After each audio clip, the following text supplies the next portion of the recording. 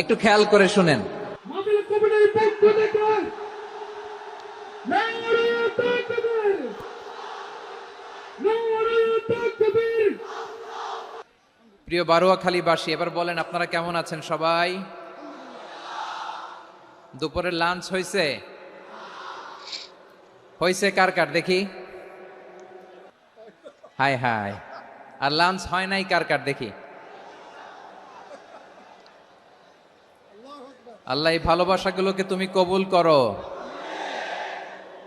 আমার ভাইদেরকে তুমি ইসলামের জন্য কবুল করো।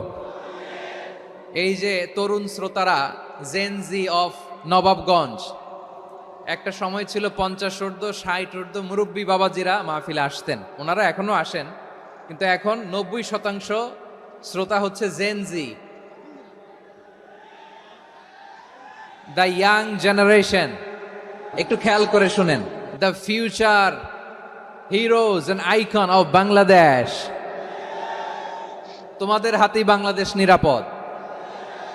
আমরা দেখেছি যত জুলুম, যত ফ্যাসিবাদ, যত অন্যায়, যত অত্যাচার, সব কিছুকে তোমরা দুমড়ে মুচড়ে সত্যের পয়গামকে 56,000 বাংলাদেশের প্রতিটি ইঞ্চি মাটিতে ছড়িয়ে দিয়েছো তোমরা।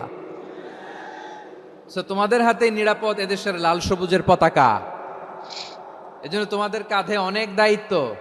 আবেগ আর বিবেকের সমন্বয়ে আমাদেরকে সামনে আগাতে হবে, বাংলাদেশকে রিবিল্ড করতে হবে। লেটস রিবিল্ড আওয়ার নেশন, ঠিক কিনা বলেন?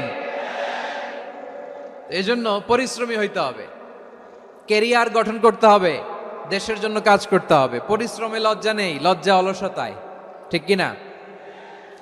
পরিশ্রম করলে যে গা থেকে